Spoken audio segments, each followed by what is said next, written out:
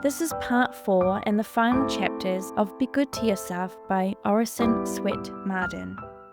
In these chapters, the author encourages us to infuse more daily play, laughter, music, good cheer, and generosity to yourself and to others, particularly your family members, as a way to restore your health, efficiency, and happiness.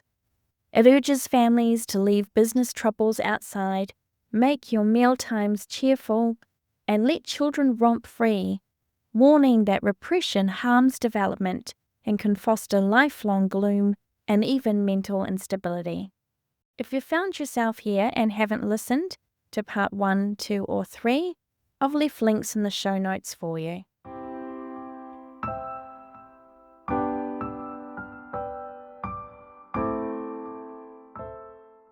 Chapter 17. Fun in the Home. What makes you Americans hurry so? Asked a distinguished foreigner on visiting this country. This is not living, it is merely existing. The American people, as a rule, take life too seriously. They do not have half enough fun. Europeans look on our careworn, solemn-faced people as on pieces of machinery run at forced speed and which squeak for lack of oil. Life has become so strenuous in this country that even Edward Everett Hale, the late chaplain of the United States Senate, was allowed only 1 minute for prayer, excepting on extraordinary occasions. With us, the hurry habit has become almost a disease. We get so accustomed to the American pace that we cannot slow down even when we're not in a hurry. Our movements, habits, and manners give us the appearances of always being in a rush, and we hurry even when we are on a vacation. Many people do not seem to know how to let themselves out unreservedly in their play. The ghost of worry or anxiety is nearly always present to mar their enjoyment, or they fear that it would not be dignified for a man to act like a boy. This keeps many men from getting the best out of their recreation. When in the country, they could derive a good lesson in healthful abandon from the young cattle or colts when they first leave the barn in the spring and are turned out to pasture. How they kick up their heels as though they delighted in mere existence.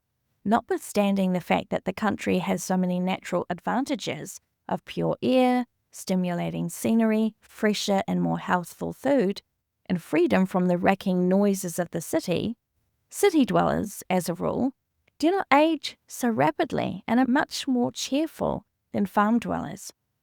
The reason for this is found in the fact that there are so many more facilities for amusements in the city than in the country. People who live in congested districts feel the need of amusement. They are hungry for fun. They live under strong pressure and they take every opportunity for easing the strenuousness of their lives. This is why humorous plays, comic operas, and vaudeville performances generally, no matter how foolish, silly, or superficial, are always well patronized. City people laugh a great deal more than country people, and everybody knows that laughter is a refresher, a rejuvenator, a success factor. They must unbend, and this fun-seeking has a great deal to do with keeping city people young and fresh after youth has passed. What is needed is more play every day, play mixed with work. Don't take your vocation so seriously. Do not let a spurious culture keep you from laughing out loud or from giving yourself up with abandon to the fun-loving instinct.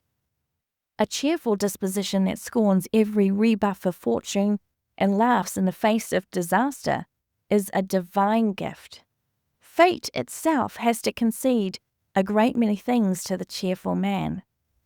To be able to laugh away trouble is greater fortune than to possess the minds of King Solomon.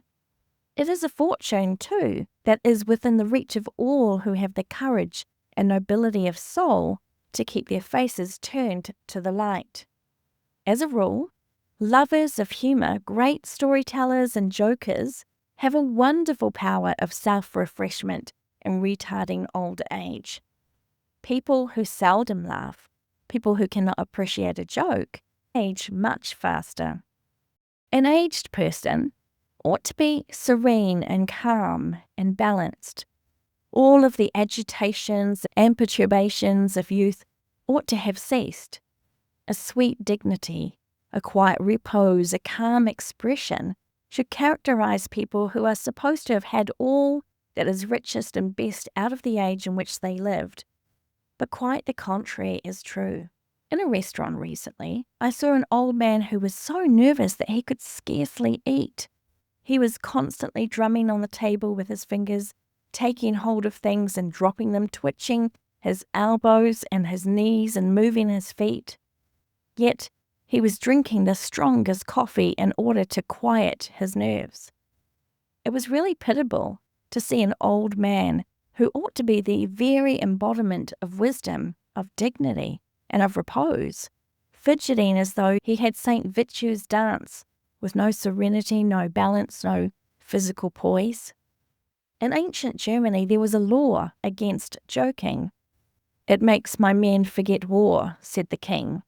Sad, serious faces are seen everywhere in Christendom, lest they forget, but dollar chasing.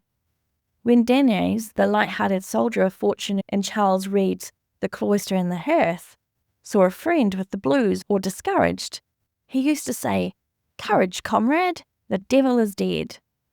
This is a good motto to adopt. Always take it for granted that the devil, personifying everything that is bad, disagreeable, and injurious, is dead. To ignorant, superstitious people, the devil is very much alive. He has the whisk of his tail in all their amusements. But to people who have their eyes open, who think, the devil is dead. Whatever your lot in life, keep joy with you. It is a great healer. Sorrow, worry, jealousy, envy, bad temper create friction and grind away the delicate human machinery so that the brain loses its cunning. Half the misery in the world would be avoided if people would make a business of having plenty of fun at home instead of running everywhere else in search of it. Now for rest and fun. No business troubles allowed here. Those are good home-building mottos. When you have had a perplexing day, when things have gone wrong with you and you go home at night exhausted, discouraged, blue, instead of making your home miserable by going over your troubles and trials, just bury them. Instead of dragging them home and making yourself and your family unhappy with them and spoiling the whole evening, just lock everything that is disagreeable in your office.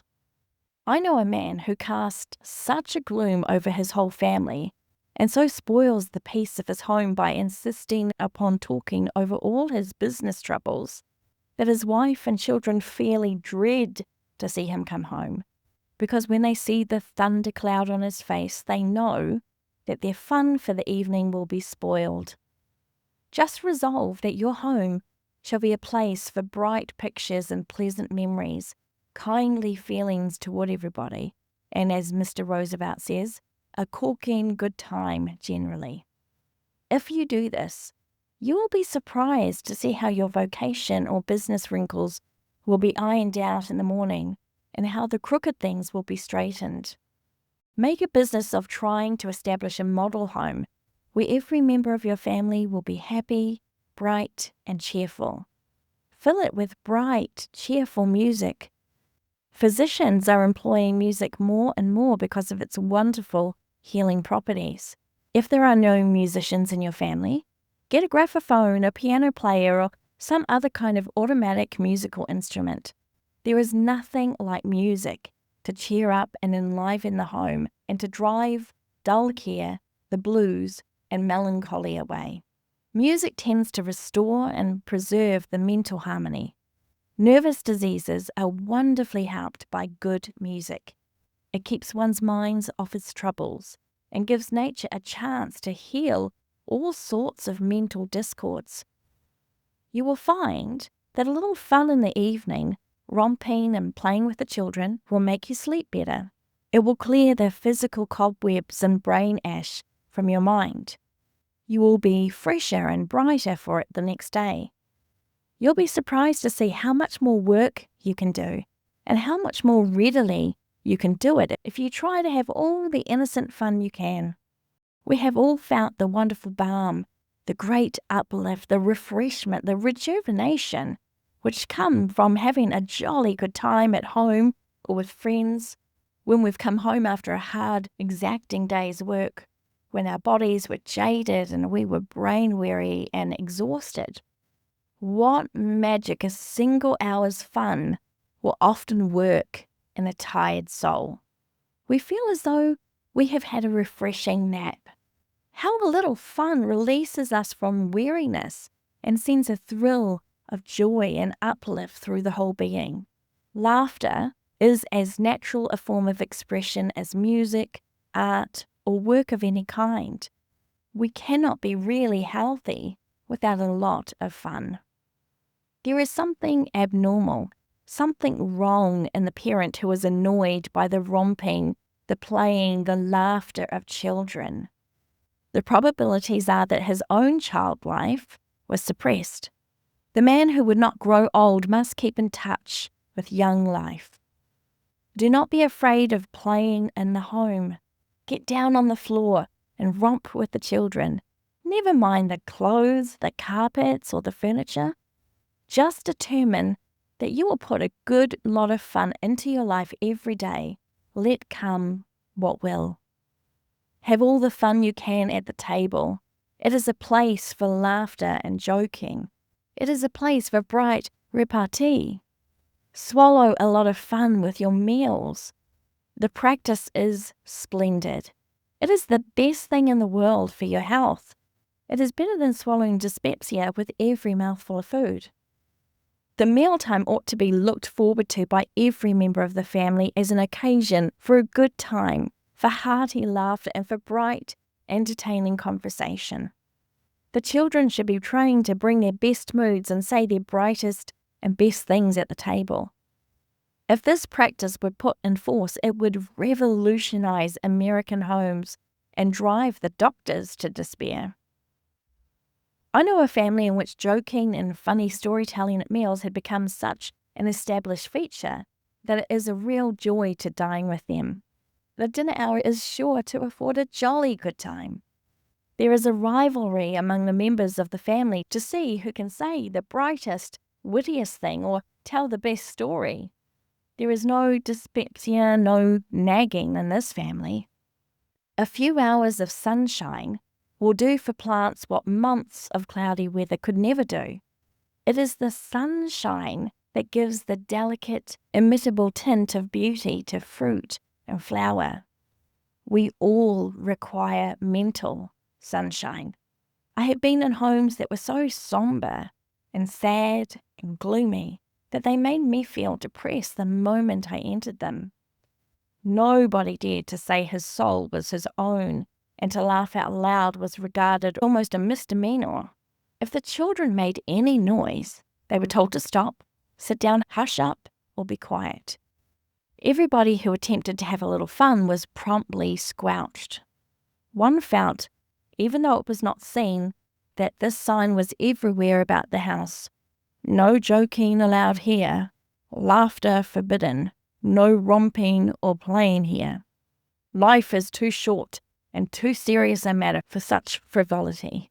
Besides, the furniture might be scratched, bric-a-brac might be broken, or the children's clothes soiled or rumpled. A little while ago, I was a guest in the home of a large family where the mother was of the nervous, fretful, trouble-borrowing kind of woman who neither enjoys herself nor will let others enjoy themselves.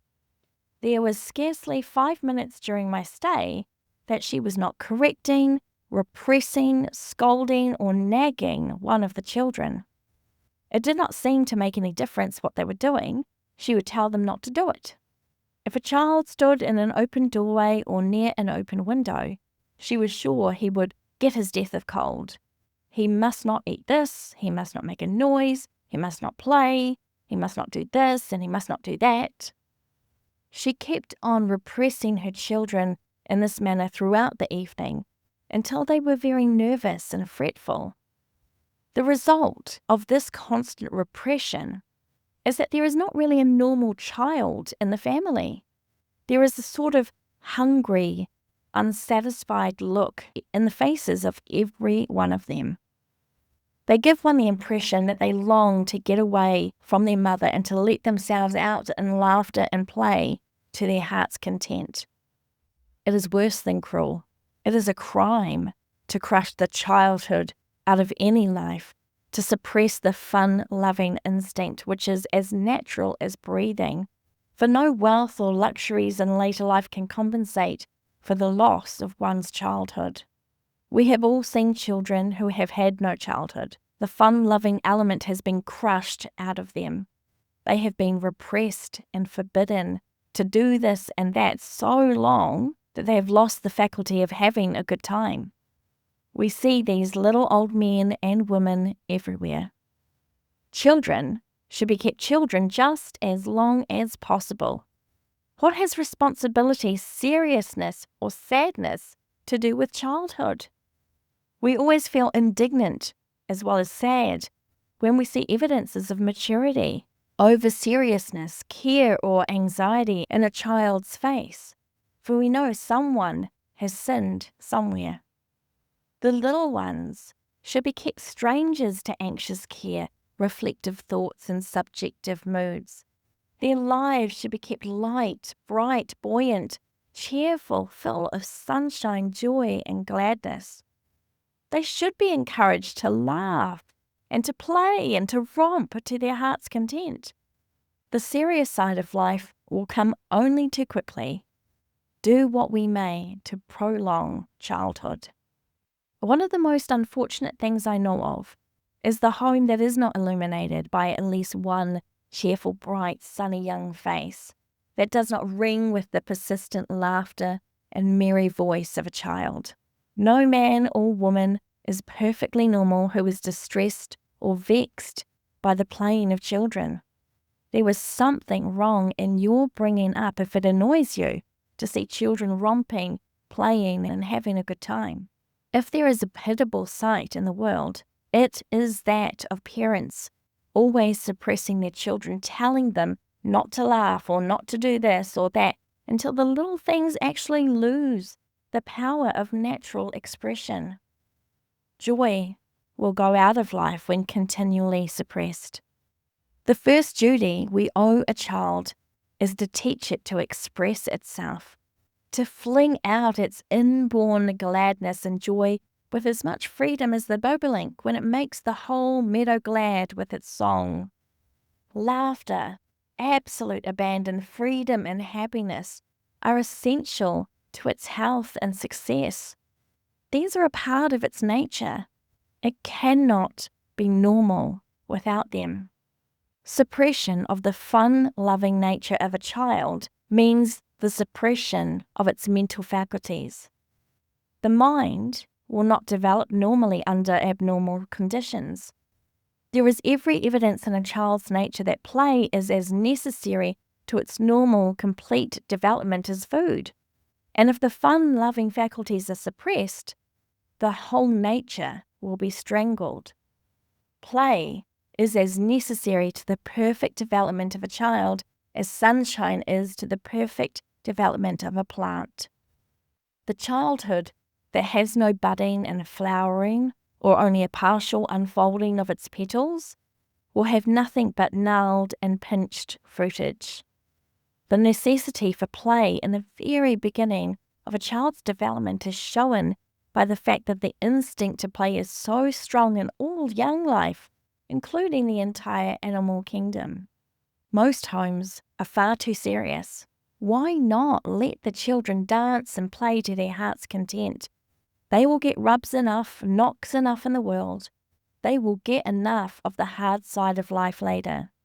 Resolve that they shall at least be just as happy as you can make them while at home, so that if they should have unfortunate experiences later, they can look back upon their home as a sweet, beautiful, charming oasis in their life, the happiest spot on earth. Let them give vent to all that is joyous and happy in their natures, and they will blossom out into helpful men and women instead of sedate, suppressed, sad, melancholy natures. Spontaneity, buoyancy, the bubbling over of animal spirits are worth everything in one's education. Children who are encouraged in self-expression of their play instinct will make better businessmen, better professional men, better men and better women in any walk of life. They will succeed better and have a better influence in the world than those who are repressed. Only the happiest children can make the happiest and most useful citizens. You cannot give children too much heart sunshine, too much love. They thrive on fun. It is their normal food, and the home is the place above all others where they should get an abundance of it. Someone has said that if you want to ruin your children, let them think that all mirth and enjoyment must be left on the threshold when they come home at night. When once the home is regarded only as a place in which to eat, drink, and sleep, the work is begun which often ends in degradation. Children who have no childhood often develop hard, cold, unsocial dispositions which are a great handicap to their success later in life. A happy childhood is an imperative preparation for a happy maturity. The disposition, the cast of mind, the whole life tendencies are fixed in childhood. An early habit of cheerfulness, the fun-loving habit, has a powerful influence over the mature man and his career.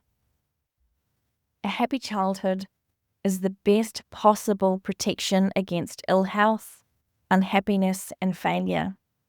The best possible protection against development of handicapping peculiarities, idiosyncrasies, and even insanity. A large percentage of the people in the insane asylums did not have a happy childhood. It is of immense importance to teach children to avoid unpleasant, disagreeable, soul-harrowing books. Keep them from reading morbid stories, morbid descriptions of crime and misery in the newspapers. Do not let these black pictures etch their hideous forms into their tender, sensitive minds. Children should be taught the art of getting enjoyment out of the common things of life. This will prevent the development of a restless tendency, a disposition always to think that they would be happier if they were only somewhere else under other conditions. If you want your children to be well, strong, and happy, try to cultivate the sense of humor, the fun instinct in them just as much as possible. Teach children to laugh at their misfortunes and to see the ludicrous side of unpleasant things which cannot be avoided or ignored. Mirth is God's medicine. Give the children a lot of it. Blessed indeed are the joy makers. I once knew a little girl who was so happy that she asked her mother if she could say good morning to God. She used to say good morning to her canary and good morning to the sun, and she naturally thought, and rightly, that she ought to say good morning to her Creator. All the members of the mental family, all our faculties, are dependent upon their harmony for their helpfulness and efficiency. If they are unhappy, their efficiency is seriously impaired. Discouragement, worry, anxiety, fear, anything which makes them abnormal practically ruins their efficiency. On the other hand, whatever tends to encouragement, to cheerfulness and good humor, whatever brightens hope and brings good cheer multiplies their efficiency.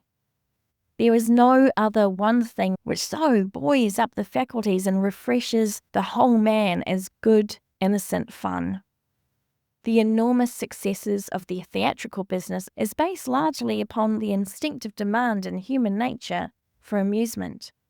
When this demand in us is gratified, the whole man is improved, enlarged, is more healthy, more efficient, more normal.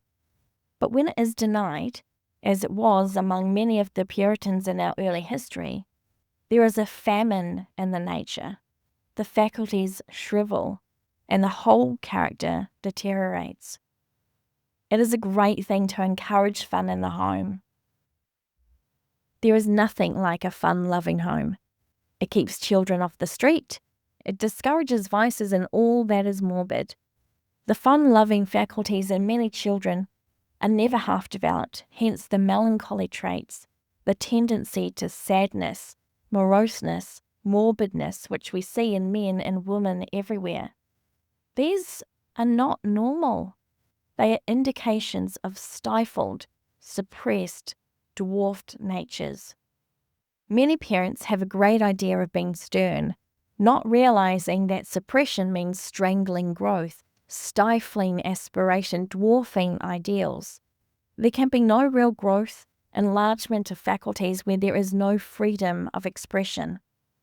The child that has been trained to be happy, that has been allowed free expression to his fun-loving nature, will not have a sad or gloomy disposition. Much of the morbid mentality which we see everywhere is due to stifled childhood. Soul sunshine keeps everything within us sweet, pure, like the material sun which destroys the miasma. It antidotes the poisons caused from worry, jealousy, and the explosive passions. It preserves us from becoming soured on life. A pessimistic, crotchety disposition, a fault-finding, finical, disagreeable mind sours everything in life. Pessimism is darkness. Things do not thrive or ripen, become sweet or beautiful in the dark. It requires the sun of optimism to bring out soul beauty and to ripen and sweeten the juices of life. The tendency of pessimism is to sour, to distort one's way of looking at things. What makes us happiest makes us most efficient. Happiness is the great lubricator of life, which keeps the wheels from creaking, which prevents the grinding, wearing effect caused by discord. How much stronger, clear-brained, and more efficient we feel after we have had a real jolly good time. How it refreshes, renews, and restores our flagging energies. If you carry about a gloomy face, you advertise the fact that hope has died out of you, that life has been a disappointment to you. The habit of frequent and healthy and hearty laughter will not only save you many a doctor's bill, but will also save you years of life. Laughter is a foe to pain and disease, a sure cure for the blues and melancholy. Be cheerful, and you will make everybody around you happier and healthier. Laughter and good cheer make love of life, and love of life is half of health. Laughter keeps the heart and face young and enhances physical beauty.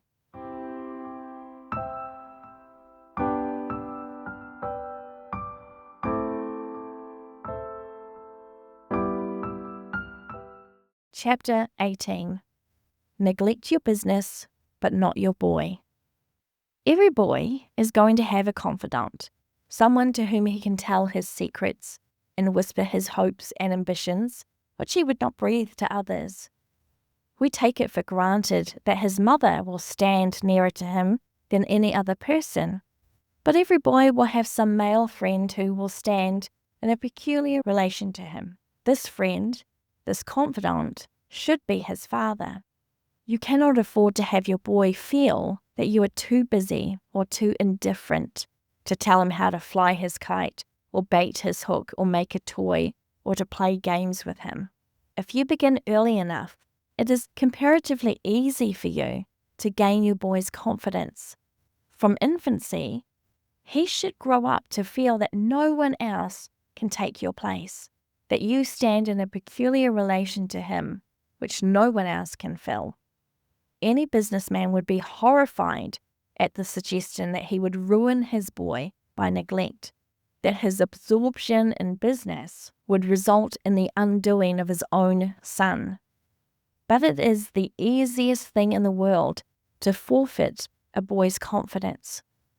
It will only take a little snubbing, a little scolding, a little indifference, a little unkind criticism, a little nagging and unreasonableness to shut off forever any intimacy between you and your boy.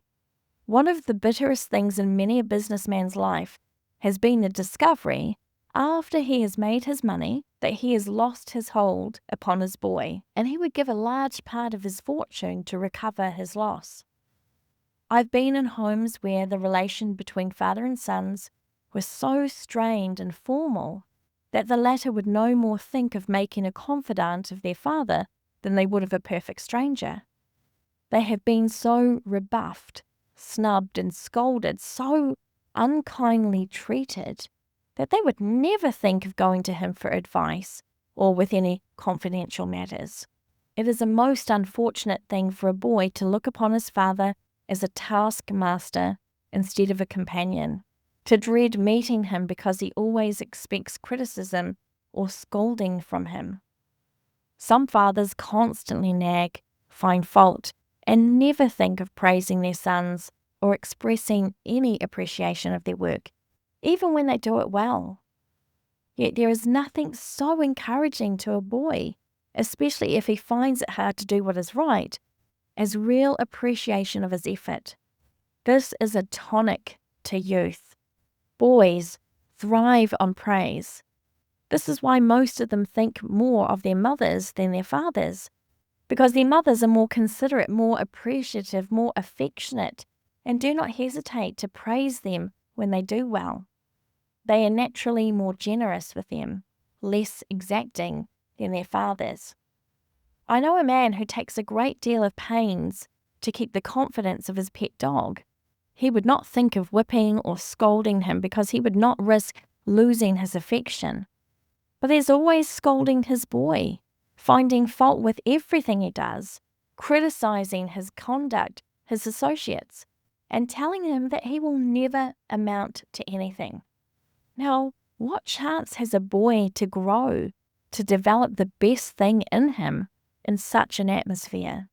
You should regard the confidential relation between yourself and your son as one of the most precious things in your life, and should never take chances of forfeiting it.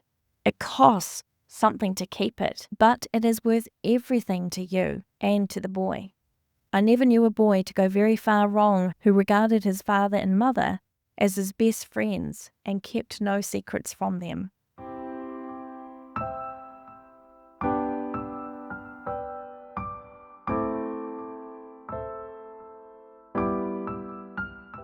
Chapter 19. Mother. Before you continue, I just want to pause here for a moment. The chapter on mothers is written with deep reverence for the role a nurturing, present, and loving mother can play in a person's life.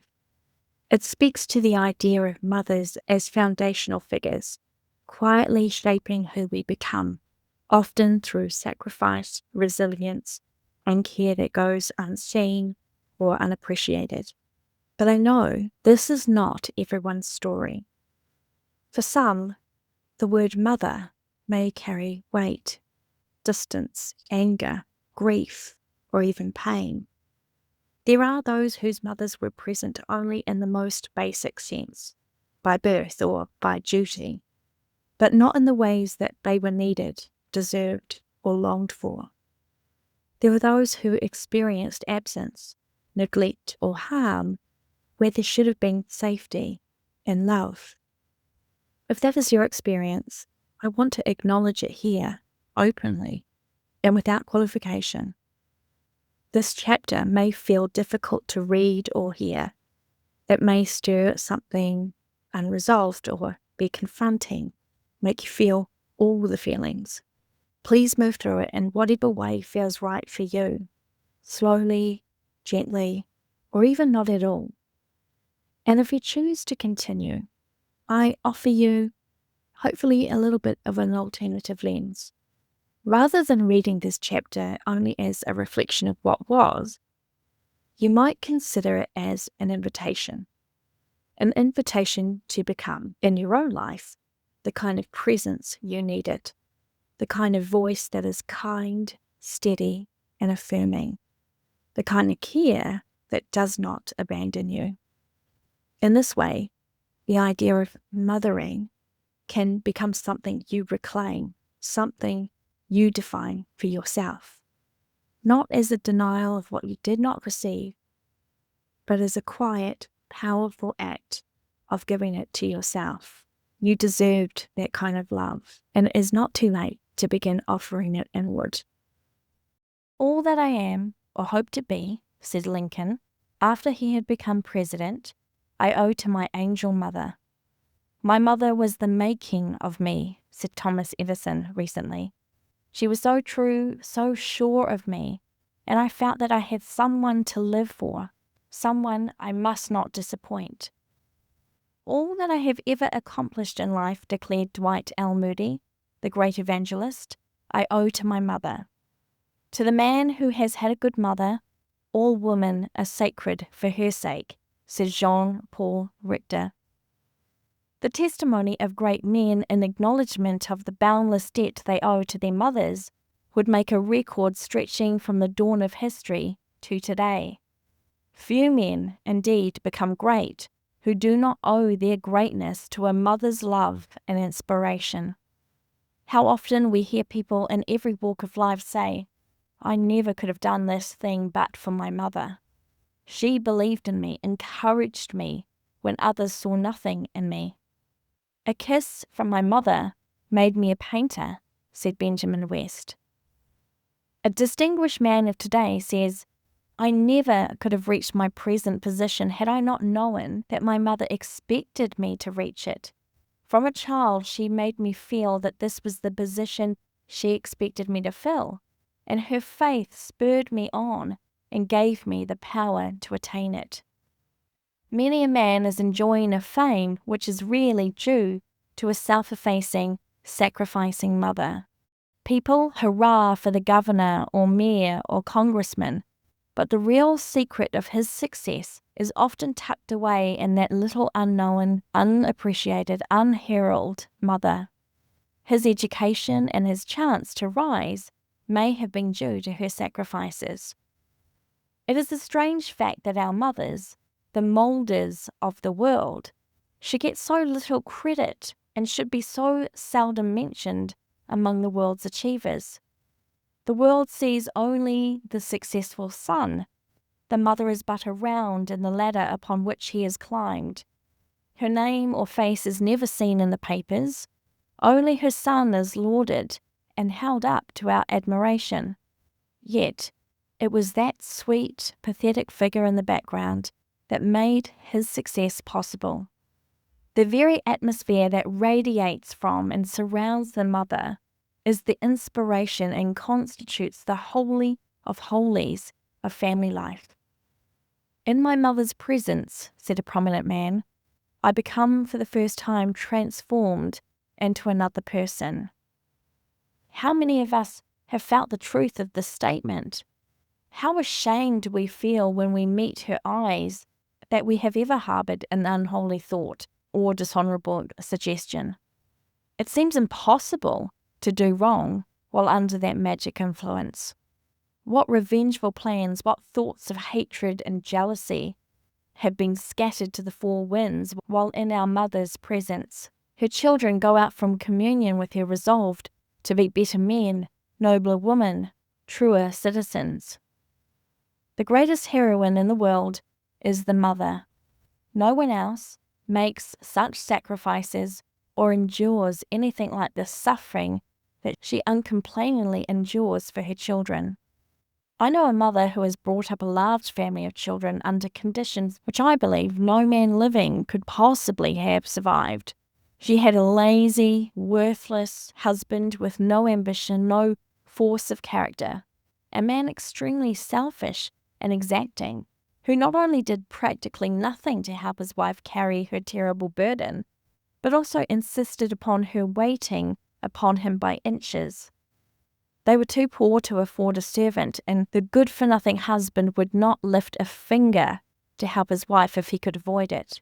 Yet he was cross, crabbed, and abusive if meals were not on time, and if they were lacking in any respect, or if the children annoyed him or interfered with his comfort. Although the mother worked like a slave to keep her little family together and to make a living for them, her husband would never even look after the children while she was working, if he could sneak out of it. When the children were sick, he would retire without the slightest concern and leave the jaded mother, who had worked all day like a galley slave, to nurse them. This man never seemed to think that his wife needed much sleep or rest, a vacation, holiday, or any change. He seldom took her anywhere, and was never known to bring her home a flower or a nickel's worth of anything. He thought that anything was good enough for his wife. She made her clothes over and over again until they were worn out, but he always had to have a natty suit, which his wife must keep pressed. He insisted upon having his tobacco and toddy, and would always take the best of everything for himself, no matter who else went without. Yet, in spite of the never-ending drudgery, the lack of comforts and conveniences in her home, and the fact that her health was never good, no matter how much her rest was broken by attendance upon the sick children, or how ill she might be, this woman never complained. She was always cheerful, always ready to give a helping hand and an encouraging word, even to her ungrateful husband. Calm, patient, and reassuring, she never failed to furnish the balm for the hurts of all her family. This woman saw her beauty fade, and the ugly lines of care, anxiety, and suffering come into her face. She saw no prospects of relief from care for herself in the future. Nothing but increasing poverty, homelessness, and not a cent in the savings bank. Yet she never complained. No one heard her denounce her shiftless husband, the real cause of all her sufferings. She literally gave up her life to her family until there was nothing left but the ashes of a burned-out existence, nothing but the shell of a once enchantingly beautiful and noble woman. Ah, this is heroism. To see all the dreams of girlhood fade away, nearly everything of value go out of the life, and yet to bear up under it all with sublime courage, heavenly patience, superb dignity, a wonderful mental poise and optimism. If this is not heroism, there is none on this earth. What is the giving of one's life in battle or in a wreck at sea to save another, in comparison with the perpetual sacrifice of a living death lasting for half a century or more? How the world's heroes dwindle in comparison with the mother heroine. Who but a mother would make such sacrifices, drain her very lifeblood, all her energy, everything for her children, and yet never ask for or expect compensation? There is no one in the average family, the value of whose service begins to compare with those of the mother, and yet there is no one who is more generally neglected or taken advantage of. She must always remain at home in evenings, look after the children when the others are out having a good time. Her cares never cease. She is responsible for the housework, for the preparation of meals. She has the children's clothes to make or mend. There is company to be entertained, darning to be done, and a score of little duties which must often be attended to at odd moments, snatched from her busy days. And she is often up working long after everyone else in their house is asleep. No matter how loving or thoughtful the father may be, the heavier burdens, the greater anxieties, the weightier responsibilities of the home, of the children, always fall on the mother. Indeed, the very virtues of the good mother are a constant temptation to the other members of the family, especially the selfish ones, to take advantage of her. If she were not so kind, so affectionate and tender, so considerate, so generous and ever ready to make all sorts of sacrifices for others, if she were not so willing to efface herself, if she were more self-assertive, if she stood up for and demanded her rights, she would have a much easier time. But the members of the average family seem to take it for granted that they can put all their burdens on the patient, uncomplaining mother, that she will always do anything to help out and to enable the children to have a good time.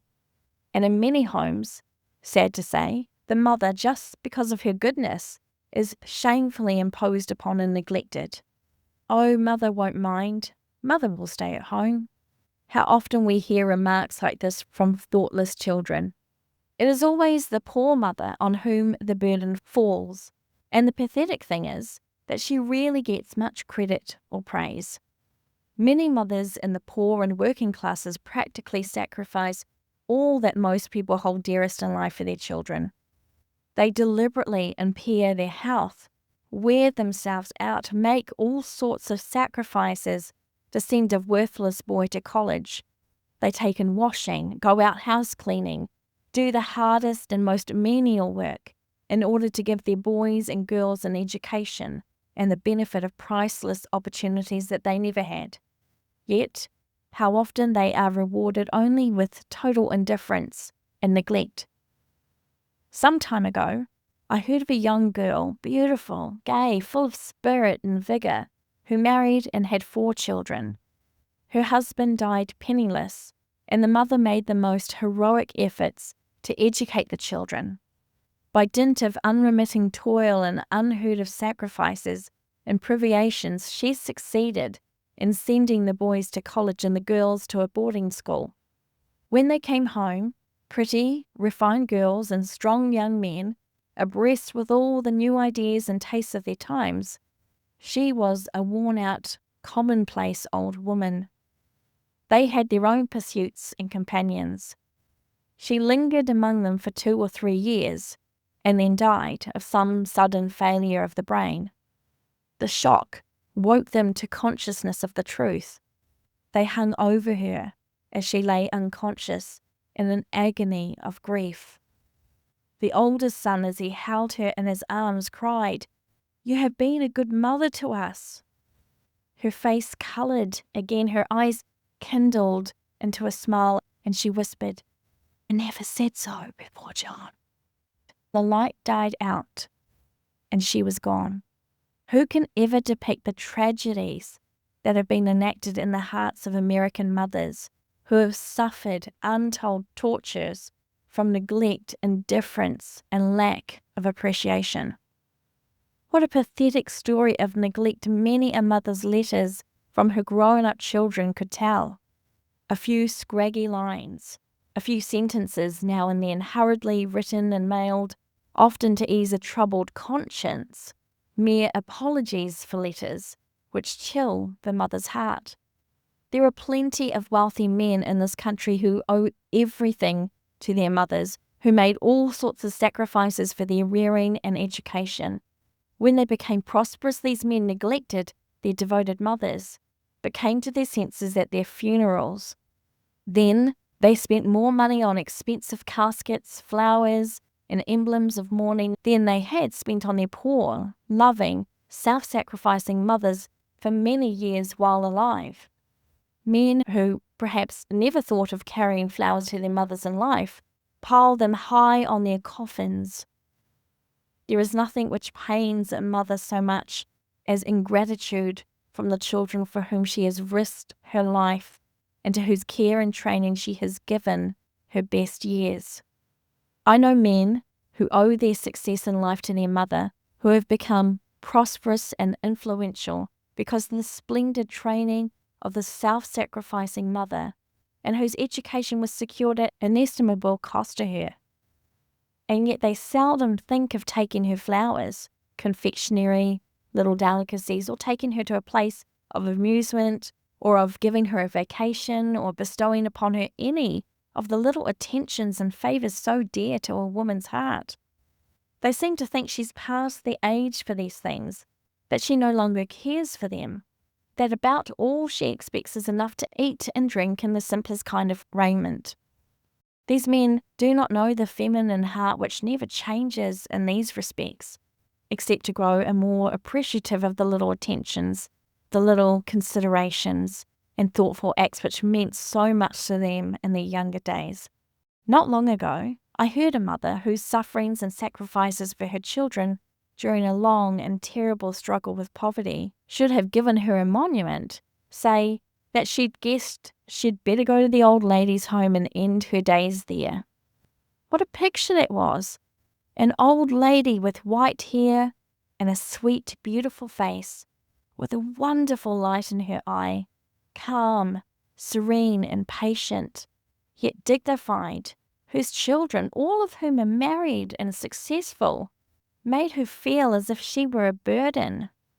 She had no home of her own, not a single piece of furniture, or any of the things which are so dear to the feminine heart.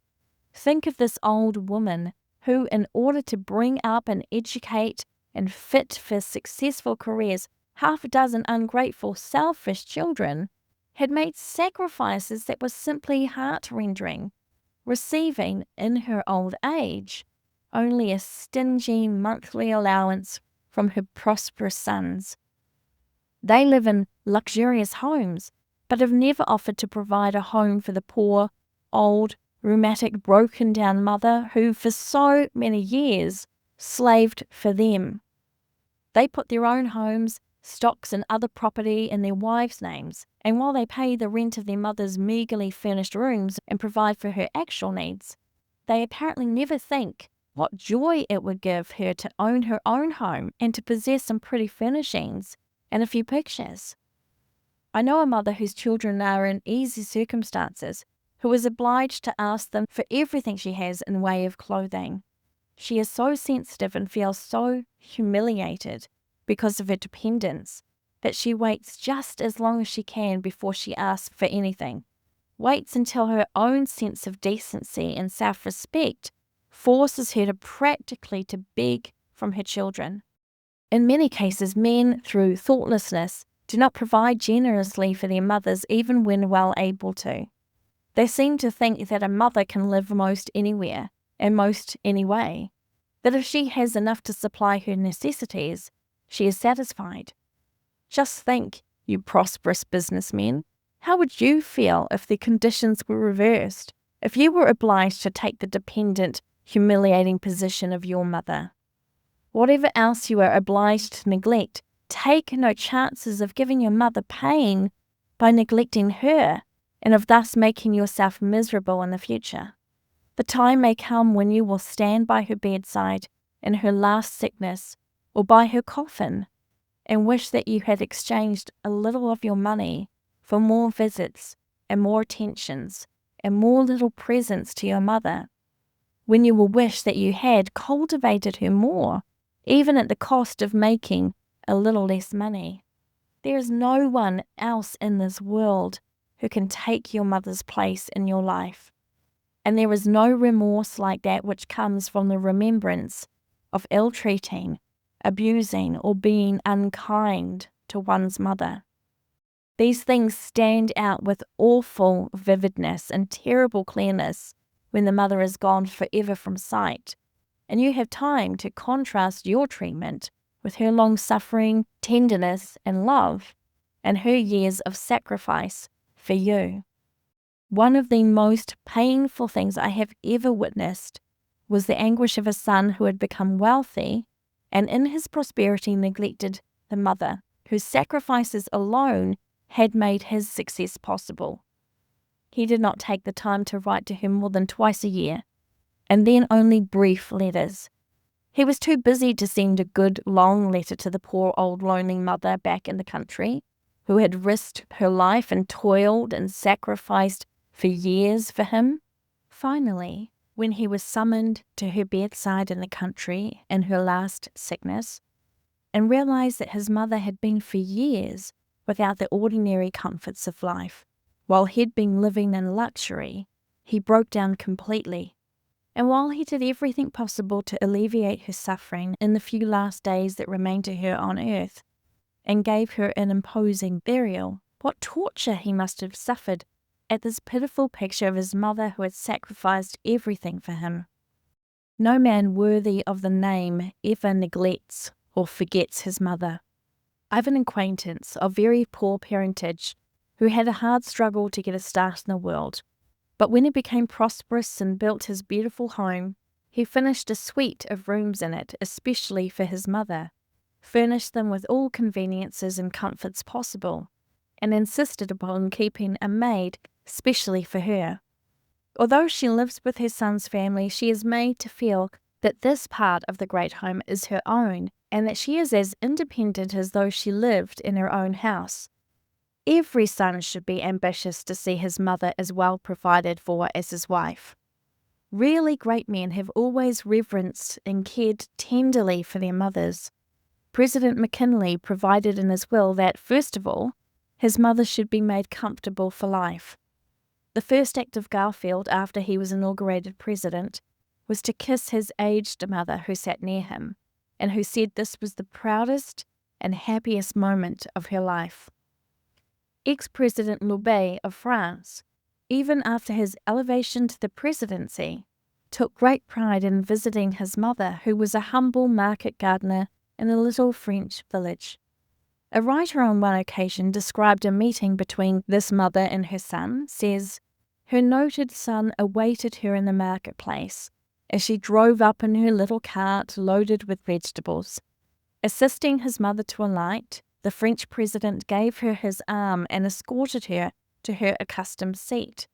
Then, holding over her a large umbrella to shield her from the threatening weather, he seated himself at her side, and mother and son enjoyed a long talk together. I once saw a splendid young college graduate introduce his poor, plainly dressed old mother to his classmates with as much pride and dignity as though she was a queen. Her form was bent, her hands were calloused, she was prematurely old, and much of this deterioration was caused by all sorts of drudgery to help her boy to pay his college expenses. I have seen other college men whose mothers had made similar sacrifices, and who were ashamed to have them attend their graduating exercises, ashamed to introduce them to their classmates.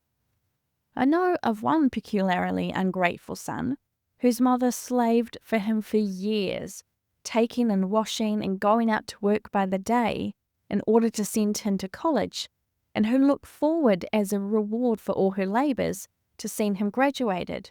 When the time came, just before commencement, she told her son how she longed to hear his commencement address, but he said that that would be impossible because she did not have proper clothes to wear, that everybody at that fashionable college commencement would be elegantly dressed.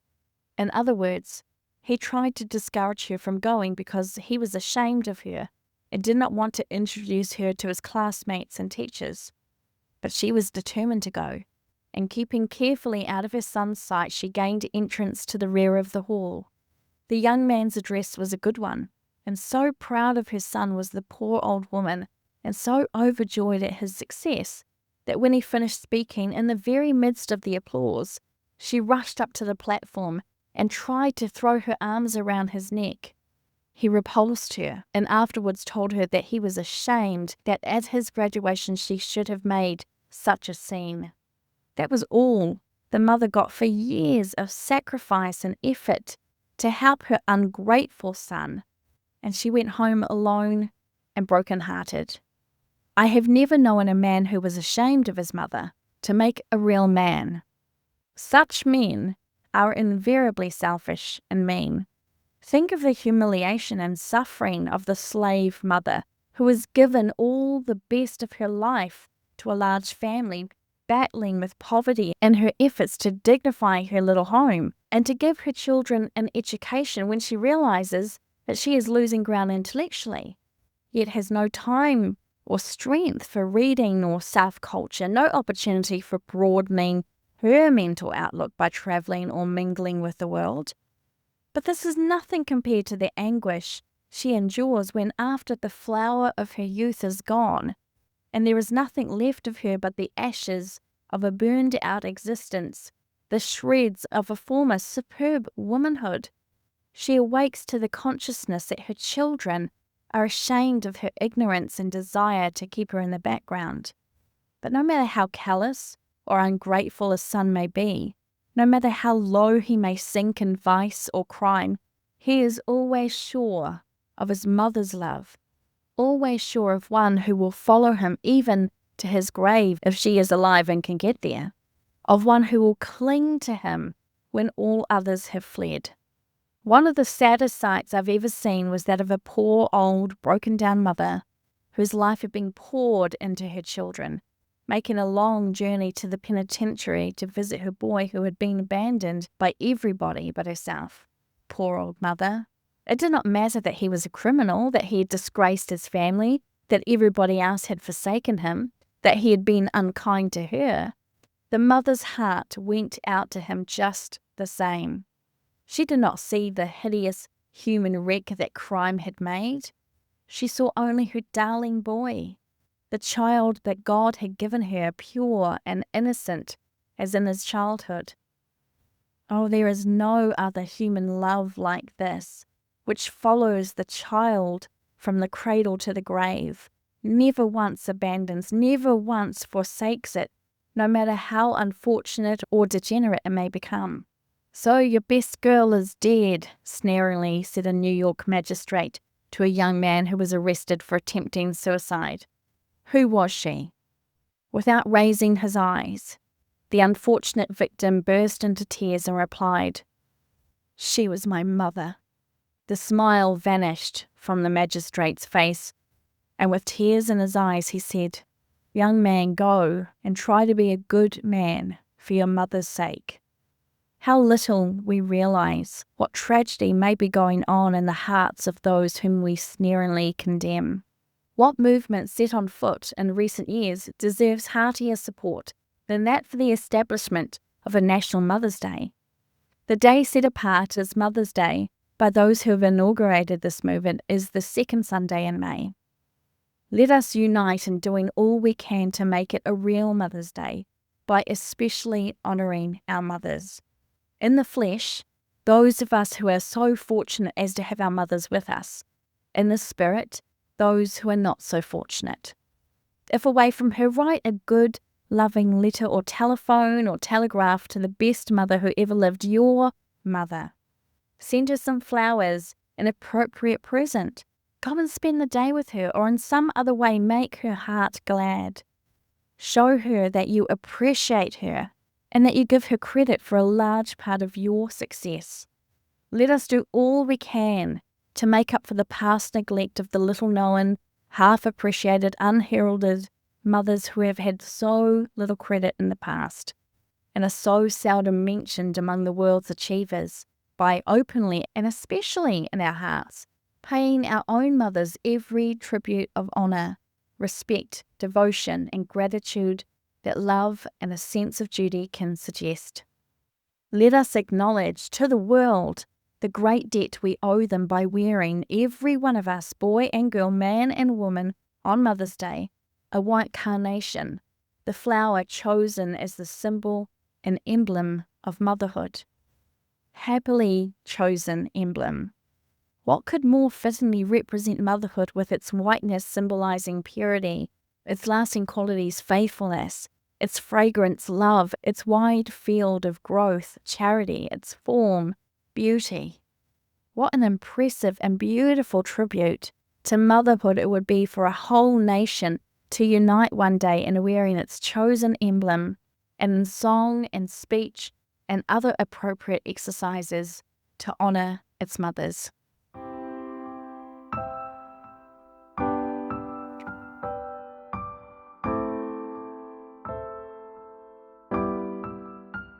Chapter 20.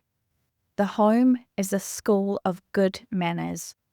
Not long ago I visited a home where such exceptionally good breeding prevailed and such fine manners were practiced by all the members of the family that it made a great impression upon me.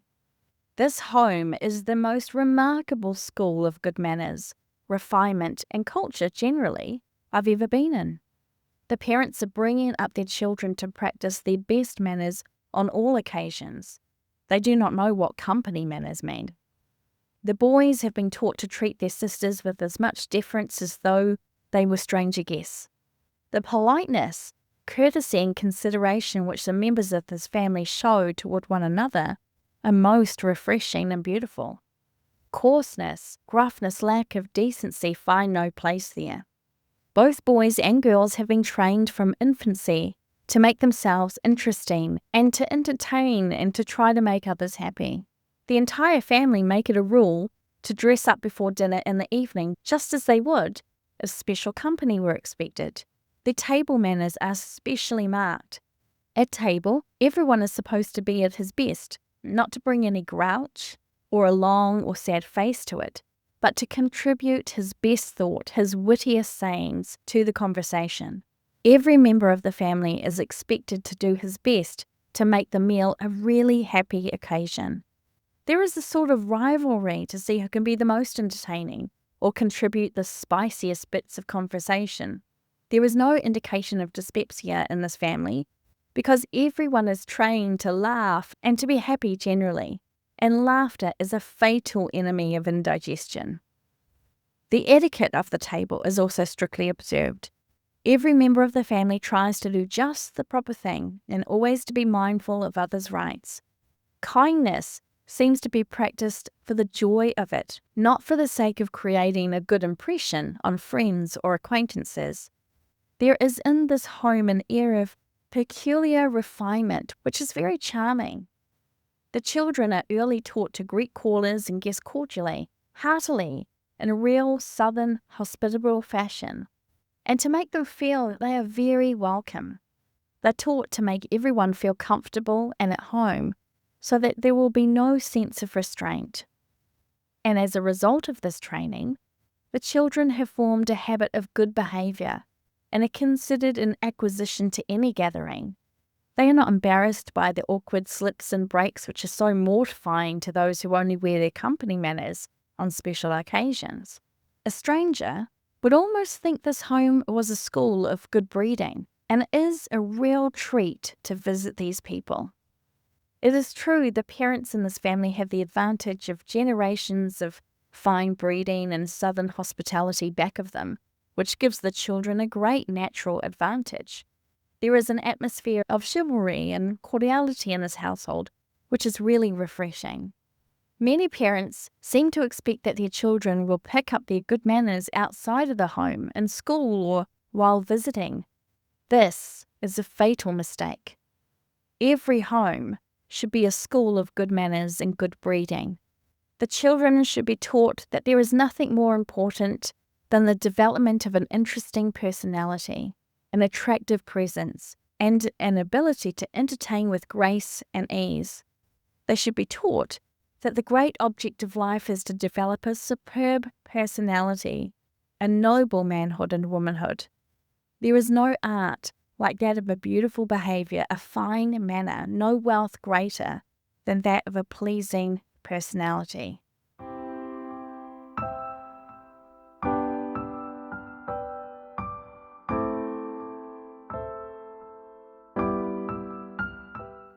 Chapter 21.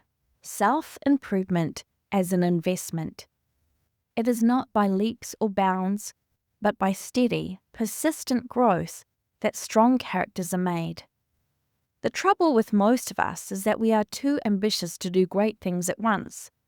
It is the persistent trying to make ourselves a little larger, a little broader, the continual effort to push the horizon of ignorance a little further away by good reading or study that counts.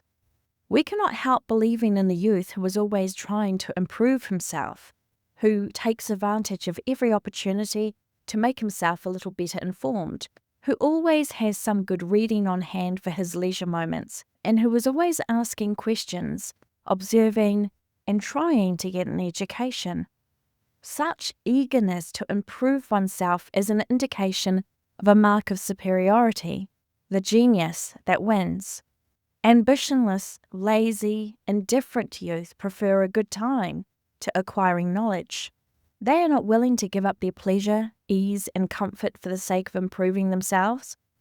Our opportunities for self-improvement, for mind training and heart training in everyday life are not well appreciated. No matter what our occupation may be, We can always be in the best kind of a school. It is a question of holding the mind alert. Those who form the habit of gaining the best from books, the best from conversation, the best from every experience in life, know the secret of perpetual growth. There is nothing else that will give you greater satisfaction in after years than the forming of such systematic habits of self-culture early in life as to make your self-improvement processes automatic. In this way, it becomes just as natural for you to seize every bit of leisure for the reading of something helpful or useful, or for storing up valuable knowledge from your observation as it is for you to breathe. I am acquainted with a young man who travels a great deal by rail and water, who always carries with him, wherever he goes, some good reading matter in a condensed form as possible, miniature classics or the lessons paper of a correspondence school. He is always doing something to improve himself in the odds and ends of time which most people throw away. The result is, he is very well informed upon a great variety of subjects. He is very widely read in history, in English literature, in the sciences, and in other important branches of knowledge.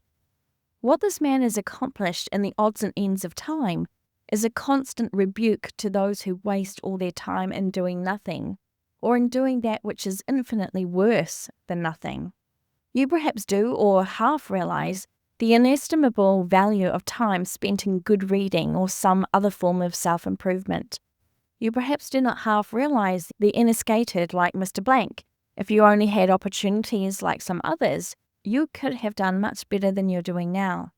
But did you ever think that scores of people have given themselves the equivalent of a college education in their spare moments and long winter evenings? A person might as well say that there is no use in trying to save anything from his small salary or income, because the amount would never make him rich, so he might as well spend it as he goes along.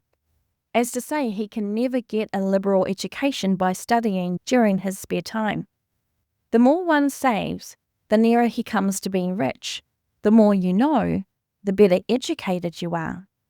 Every bit of knowledge you store up enriches your life by so much.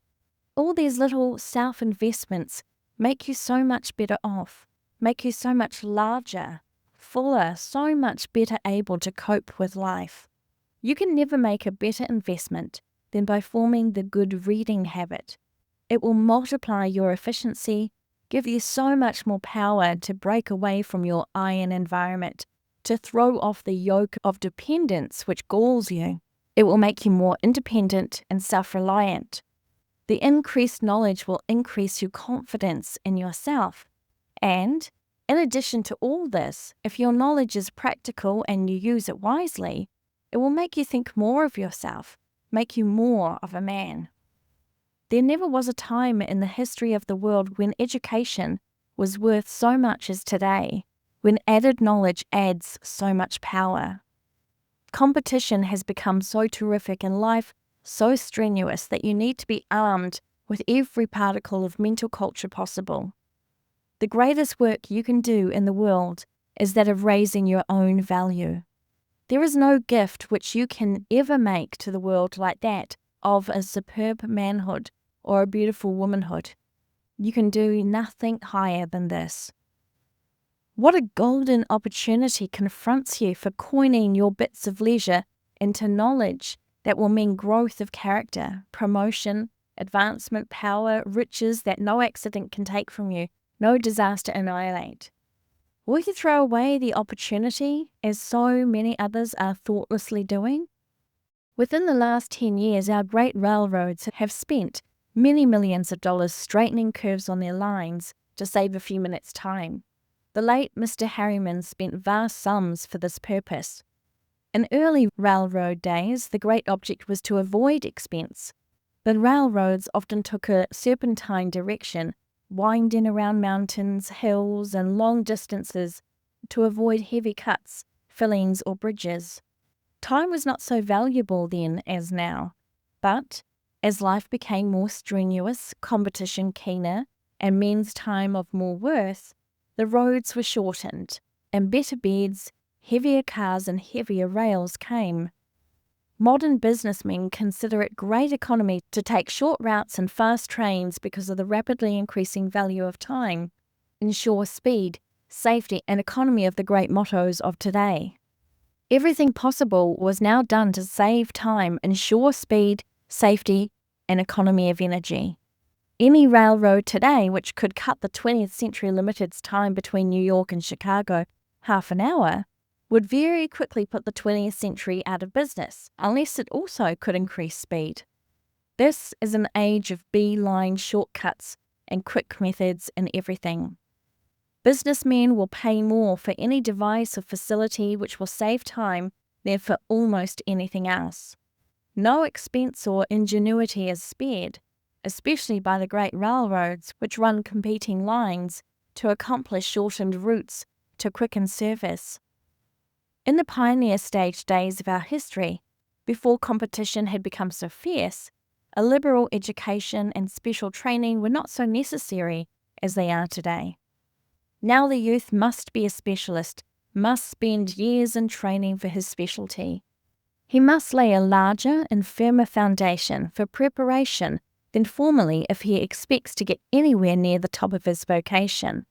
He must remove all possible obstructions, must have a better training, better equipment, and more scientific outfit in every way, or he cannot hope to succeed. As the railroad today, which will persist in winding about hills and meandering long distances to avoid a river crossing or tunneling hills or mountains, has no chance in competition with up-to-date roads, so the young man who expects to get on cannot afford any handicap which will retard his progress or reduce his chances of success. The trouble with most youths is that they do not pay enough attention to straightening their tracks and reducing grades. They try to speed on crooked, ill-made roads and dangerous grades with light rails, poor equipment, and the result is thousands of wrecks. Every man should lay out a clean, straight, level track to his goal. All obstructions should be removed, all dangers and risks reduced to a minimum, making his road straight, firm, solid, and safe. When great railroads make test trials in competing for the transcontinental mails, they not only see that the tracks, the cars, and the engines are in perfect condition, they even pick out the finest pieces of coal, those containing the greatest possible amount of energy, and which leave the smallest amount of clinkers or ashes. The utmost care is exercised in lubricating bearings, tracks are kept clear, and everything possible is done to secure speed and safety. Yet everywhere we see people making their great life race in poor, broken-down cars, on crooked tracks, light, loose rails, over heavy grades. They are always losing time by reason of hotboxes and accidents of all kinds, and yet they wonder why they cannot compete with those who are better equipped. They took little or no precaution to ensure success when they started out on their trip. Little regard was paid to the condition of their roads or cars, to the fuel as to its energy and bulk, or to any of the essential things on which success depends. Yet they wonder why they do not win in the race. Education is power. No matter how small your salary may be, every bit of valuable information you pick up, every bit of good reading or thinking you do, in fact everything you do to make yourself a larger and completer man or woman, will also help you to advance. I have known boys who were working very hard for very little money to do more for their advancement in their spare time, their half holidays, by improving their minds than by the actual work they did. Their salaries were insignificant in comparison with their growth of mind. I know a young man who jumped in one bound from a salary of $5,000 to $10,000, largely because of his insatiable effort at self-improvement.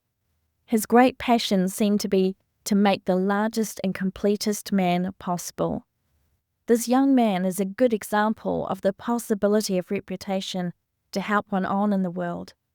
Everybody who knew him knew that he was determined to make something of himself. It did not make any difference if his fellow employees wanted to throw their time away. He didn't. They soon found that it was of no use to try to tease him away from his reading or studying, for he had set his mind toward the future. He had no ideas of being a little, small, Picayune man. He had a passion for enlargement, for growth. Those who worked with him were very much surprised at his rapid advancement, but there was a good reason for every bit of it. While they were spending their evenings and money trying to have a good time, he was trying to educate himself by a rigid course of self-improvement. Everywhere, we see young men and young women tied to very ordinary positions all their lives, simply because, though they had good brains, they were never cultivated, never developed. They've never tried to improve themselves by reading good literature. Their salaries on a Saturday night and a good time are about all they see. And the result is the narrow, the contracted, the pinched career. Men and women who have utilized only a very small percentage of their ability, not made it available by discipline and education, always work at a great disadvantage. A man capable by nature of being an employer is often compelled to be a very ordinary employee because his mind is totally untrained. One of the greatest questions that confronts this age is that of adult education. The commercial prizes and the opportunities are so great in this country that the youth early catch the money-making contagion, and they are impatient to get jobs and to get a start in life. Many of them cannot see the use of so many years of drudgery in school and college, and their judgment is not sufficiently developed. They have neither had the experience nor have they the judgment to realize the infinite value of a well-stored mind. They are not old enough to realize the tremendous handicap of ignorance in their later careers when they come to wrestle with men who have had a superb mental training.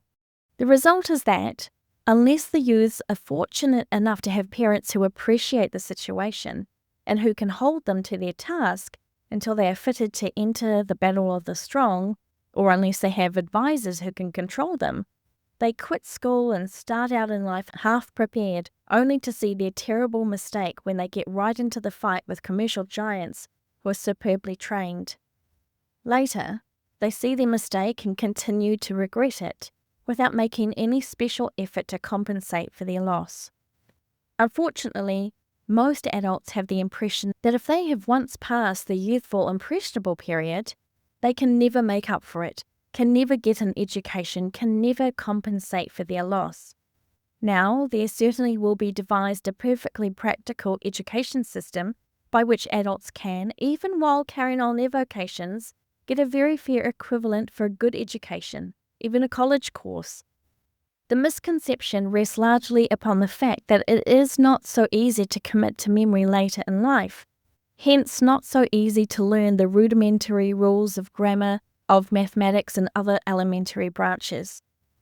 On the other hand, most of the other faculties are just as susceptible, and some of them very much stronger and in much better condition to take advantage of an education.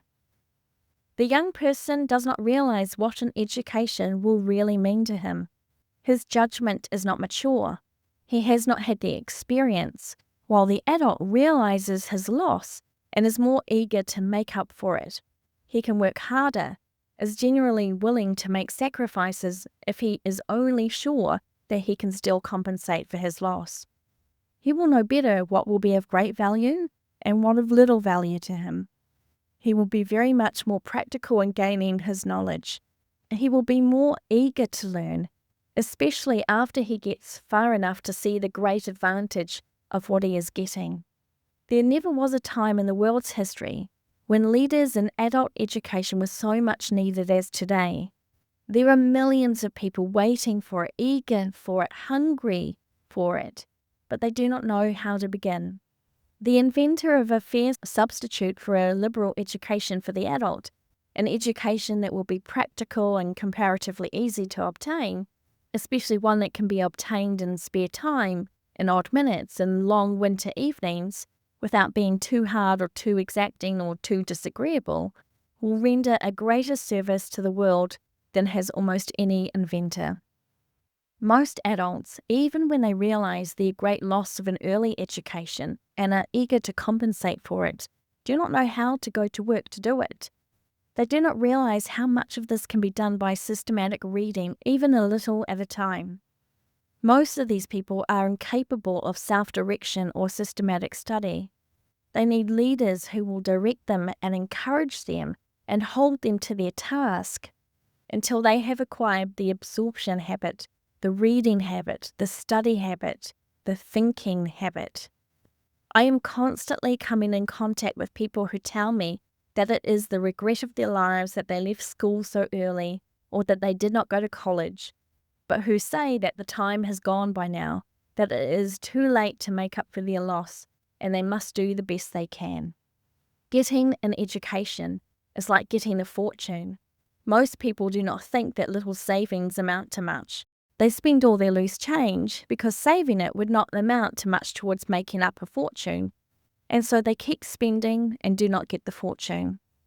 Multitudes of adults who feel the need of making up for their early educational losses do not think that a few minutes of reading during their spare time, or a little study during the evenings or half holidays, would go very far towards acquiring an education.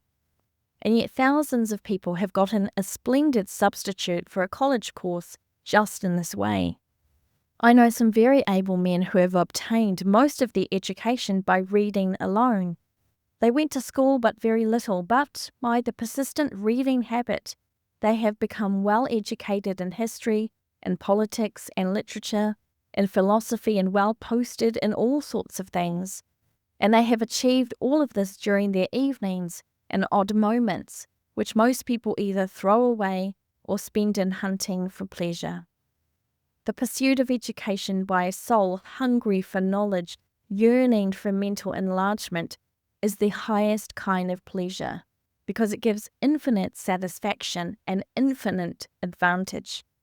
One of the grandest sights in the world is that of an adult seizing every opportunity to make up for the loss of early education advantages, pouring his very soul into his spare moments and evenings, trying to make himself a larger, fuller, completer man.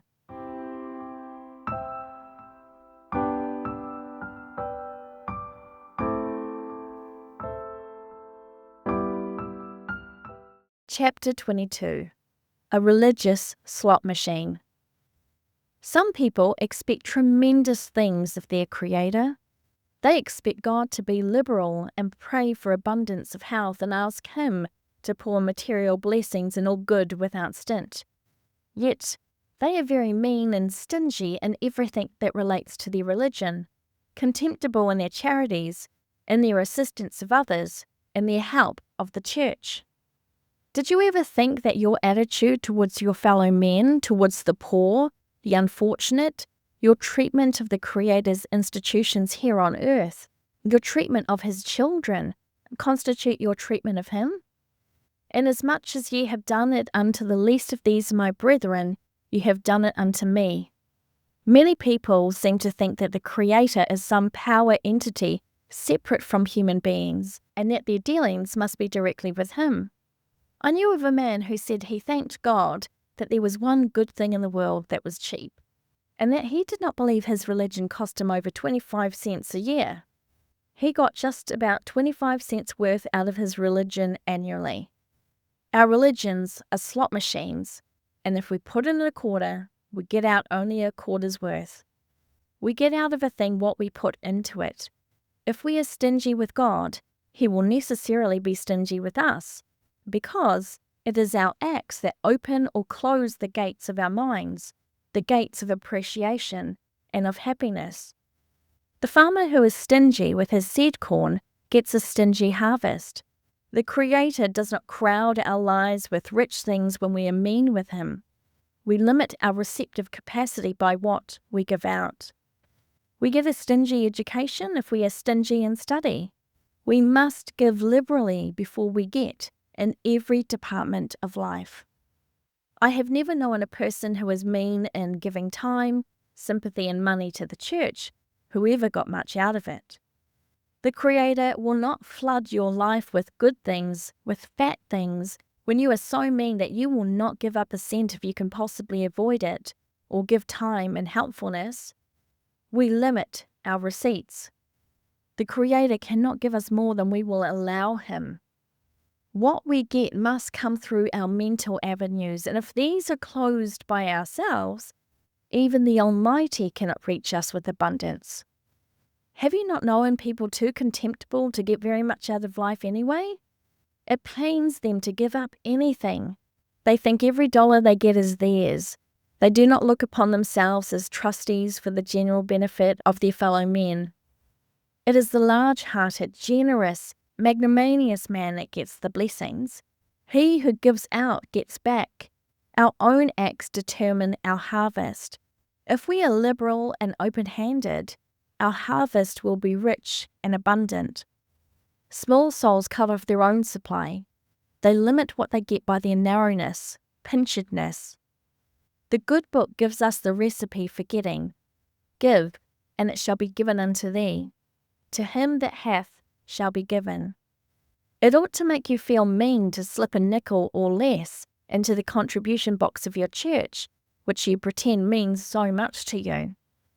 Others may not see or know of your stingy gift, but you know that such a thing would be considered mean and contemptible between businessmen. And what shall we say of such a transaction between yourself and your God? I have seen people who were well fixed in life put coppers into the contribution box just because they thought others would not know how much they gave. What stories of lying, of deception the church contribution box could tell. How mortified, humiliated, disgraced many men would be if these boxes could tell the truth to the congregation. Some people who would be liberal on a subscription paper because other people would know what they gave would cheat their God when the contribution box was passed. If you cannot be conscientious in your giving to your Maker, can there be any conscientiousness in your character?